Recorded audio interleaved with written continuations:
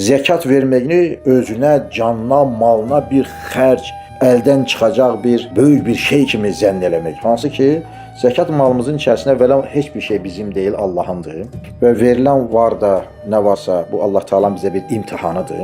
Əgər Allah Taala da veribsə, bunu geninə boluna istifadə etməyə halal dairəsində Allah Taala bizə icazə verir. Amma bizim əldə etmiş olduğumuz, qazanmış olduğumuz, Allahın əta etmiş olduğu o var dövlət hamısı bizim deyil. Onun içində xalqın, yetimin, dulun, miskinin, zəifin, acizin, möhtacın, fəqirin haqqı vardır. Gərək ki, oradan onun haqqını malından çıxartıb ildə bir dəfə versin.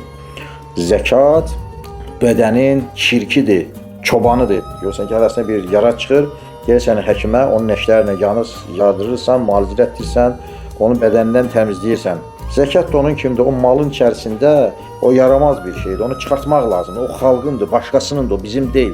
Hər kim ki onu verən xəstələnir, fikirlərə düşür, verməmək üçün hər cür bəhanə düşünürsə, o malın içərisində xəstəlikdir, o qalır.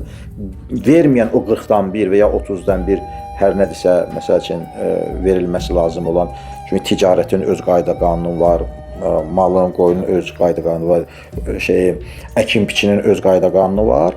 Ona riayət olunmadıqda öz malı üçün ziyana düşməyi, əldən verməyin artıq başlanğıcını qoyubdur və öz başına da böyle bir tuzaq qurubdur.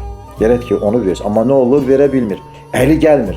Əli gəlməyən demək ki, bu 3 sayacağım axırdakı bəlanı öz başına ahəngruba kimi, yəni maqnit kimi çəkmiş olur.